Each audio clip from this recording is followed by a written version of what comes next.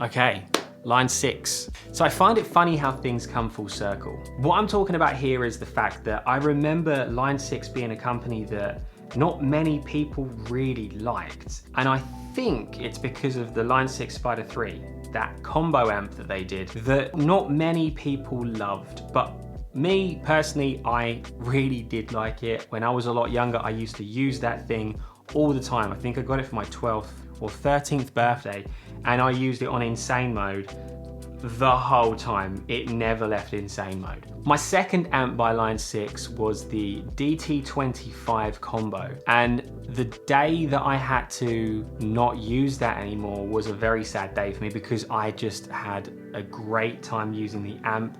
It sounded incredible. I remember the first time I plugged it in and took it to a gig, I was just blown away at just literally going straight into the amp with a little bit of reverb on and just hammering out a chord. I was just like, oh my God, there's such a nice thud and a great low end, but a very chimey high end. The reason why I moved on from that, because you're probably thinking, why have you not got that amp anymore? And the reason why was because I spent so much money. I actually think that I spent the equivalent of the cost of the amp just in getting it revalved over the course of 3 years. So I just felt like it was a waste of money to keep it. Not only that, every time I took it in to get serviced and get the valves changed, it was taking like a month, and I wasn't with an amp for a long period of time, which I just didn't like. So I moved on to Marshall, because I thought more people can easily fix Marshalls because they're way more known. And I had the same issue. So valves just go, and then you're left with no amp while your amp is being serviced. So I decided, after the third time of fixing that Marshall back there in the corner, I decided I'm just gonna go straight onto modeling units and just have a look at this. I was kind of put off by how complex the Kemper looked. And also, it's a lot of money to spend on something that I don't think I'm gonna really use it to its full potential. Also, if I'm honest, I just didn't think that I would have a clue how to use it. And I have used Kempers before, and I didn't really know what I was doing. My mates just took over the tones. So that brings us to the present day, and everyone seems to be loving the stuff that line 6 are bringing out. They're very popular now, and I can see why. I first got into amp simulation and modeling technology with the Boss GX100. I had a great time utilizing that, and I still have it. It's getting a bit dusty, but I've still got it. I don't use it, which is why it's all dusty. And the reason why is because now I've got the line 6 HX Stomp XL, it works so much better. And I find that it's a little bit more practical too, mainly for the way that I use it. So I did a video on the Boss a little while ago, and I mentioned in the video that I didn't really see much point in there being a volume control. I just think it's so flimsy. I mean, listen to this. The casing of the body just feels, I don't know, it feels a little bit cheap in this area because it's so hollow. And I just felt like there was no need for it, but also having it there means that the unit is bigger.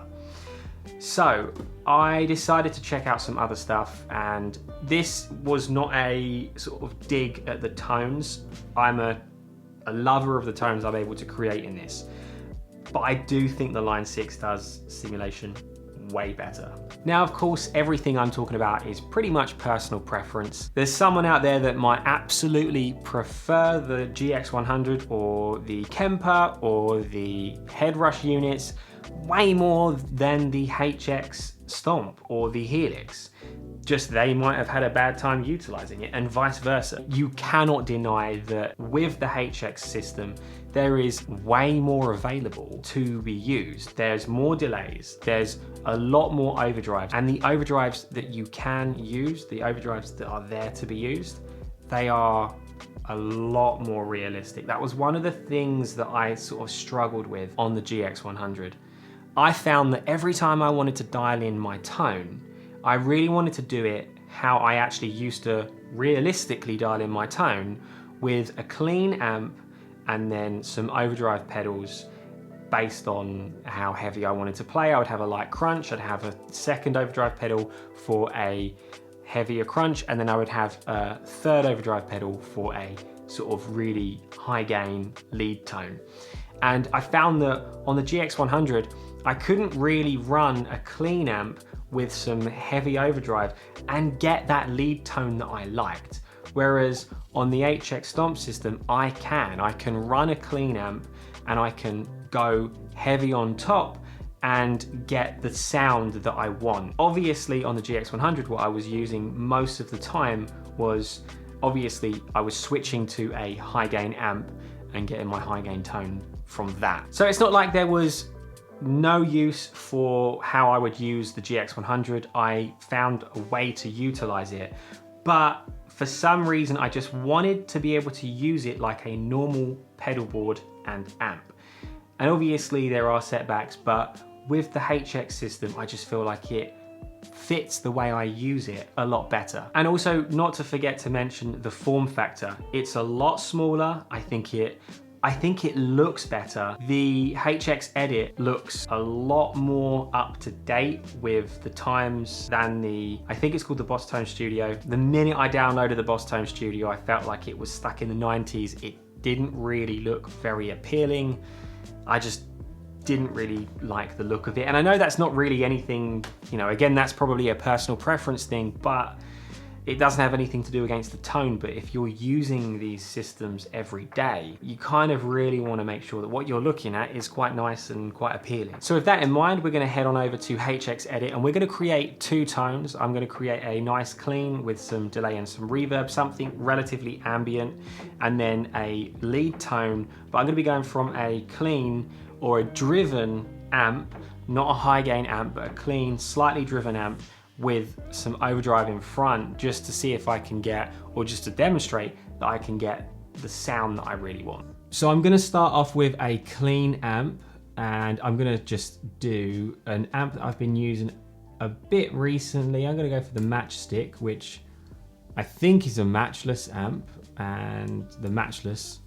And we're gonna go on the channel 1.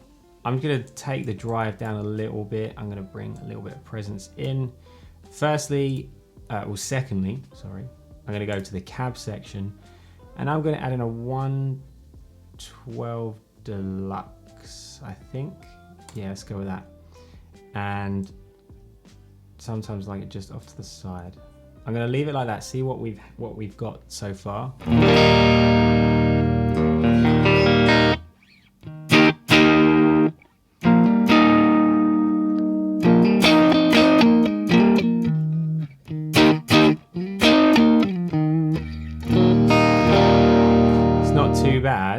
That's not too bad at all. I'm going to take a little bit of the drive off. Let's take that down.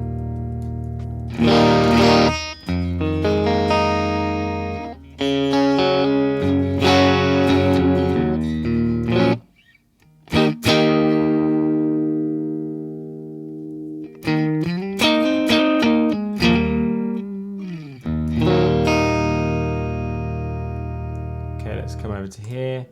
I'm going to add in some delay. Let's go with transistor tape. And oh, hang on a minute. Nearly forgot something. We can do this in stereo because we have the option to. So one thing I forgot to mention while we're here is look at how many options you have. These are all just your amps.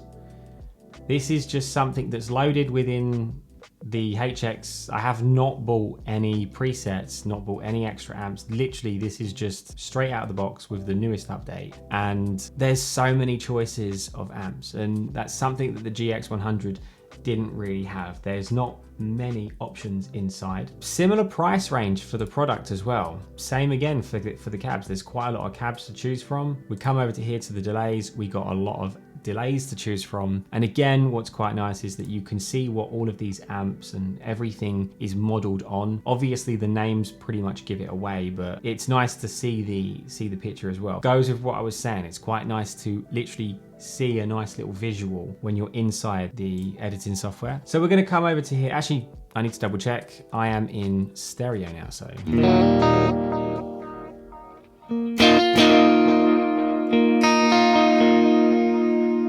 Sounds quite nice. Boost the headroom. Trails on just in case I ever use snapshot mode. Let me turn the mix down a little bit. I like to bring the spread all the way up. And I'm gonna bring the feedback just a little bit. Reason why is because with this one, I'm not really trying to go for like an atmospheric clean here. I want like a clean that can be used like with most clean type playing.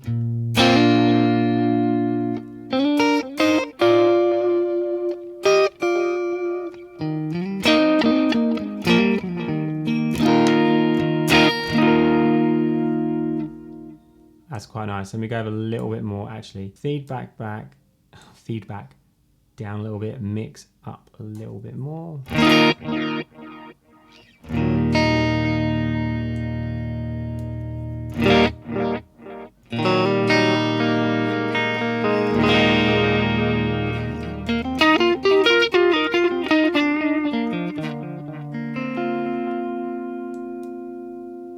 little bit.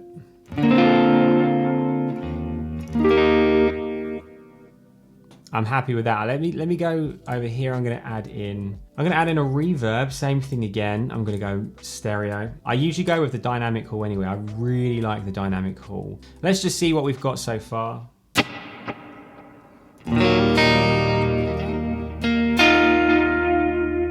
See, I like that.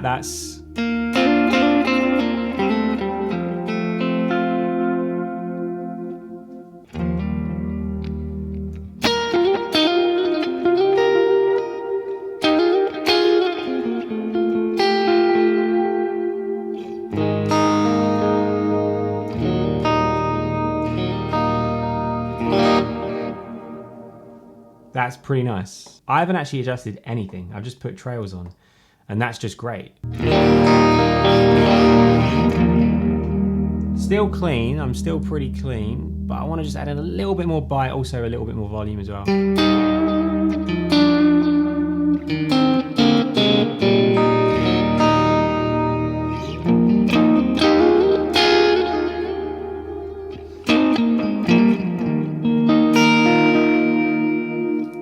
I like that, really like that.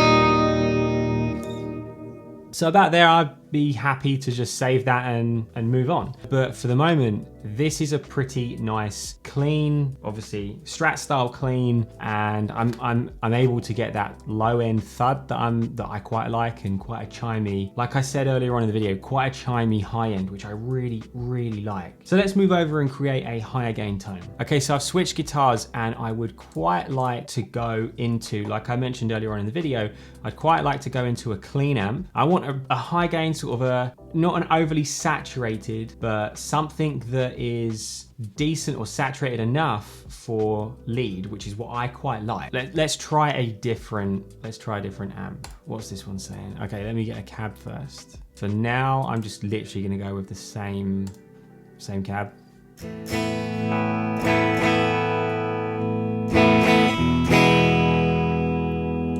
Right, so we get a little bit more bite here.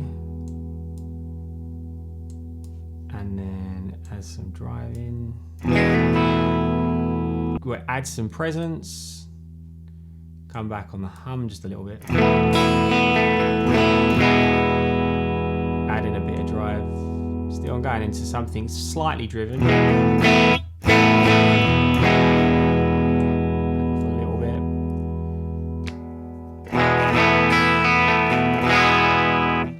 pretty nice. Let's go straight into our overdrives.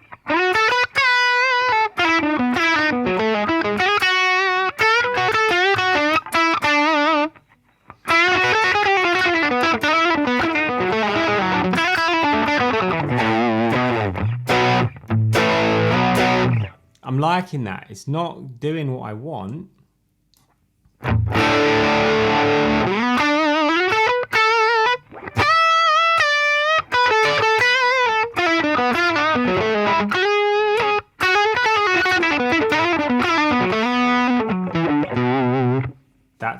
That's not too bad. I want a little bit more, but...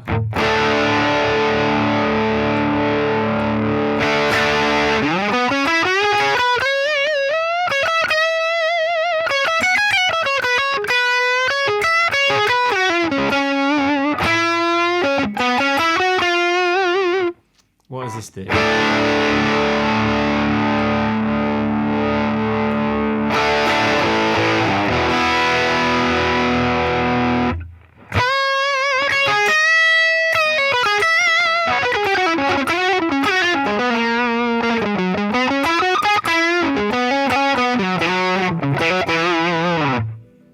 That's not too bad. Let's come back to the amp section. Maybe what I would do in this case is add a little bit of presence, a little bit more presence.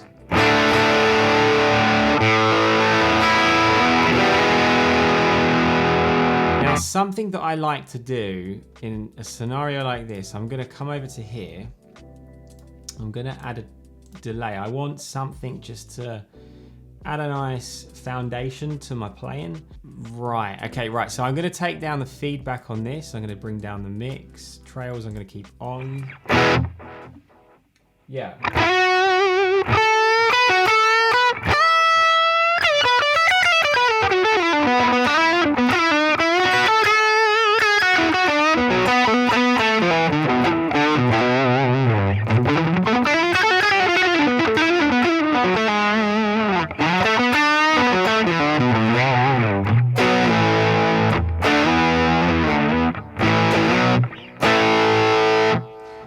I'm going to come here and I'm going to add in a parametric EQ, and I'm going to take low cut. I'm going to take about 100.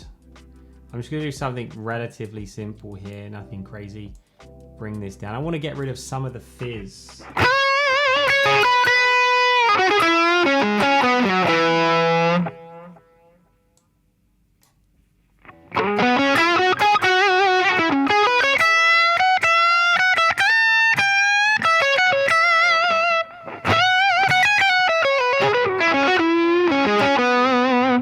Quite liking that. I'm going to bring the mic out a little bit and I'm going to come back into my drive setting here. I'm going to take the gain down. And I'll tell you what I'm going to do. I'm going to try this. I've not done this before. I'm going to add in the kinky boost. Just a bit before. Turn the bright on.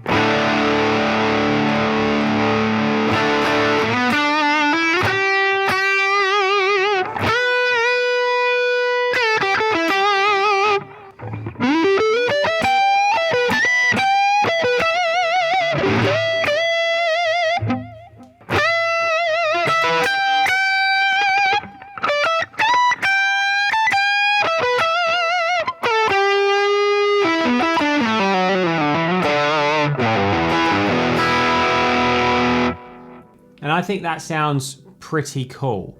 I might, with something like this, try and shape the tone a little bit more with some extra time, but I'm pretty happy with where that is sitting. Now, hopefully this just demonstrates that there's quite a lot of potential with the Helix system, whether you're trying to go for pretty atmospheric ambient tones, or you just want a high gain rock tone like a metal player or a blues player. I think that the HX Stomp or the Helix will really help provide you with the tone that you want. And like I said, there's a lot packed into the Line 6 Helix. So hopefully this has helped you guys decide if you want to get one or if you want to switch or just help you decide if you don't even want it at all. So thanks for watching, and don't forget to go down there and hit that like button and subscribe if you feel like you gained something from this video, which I hope you did.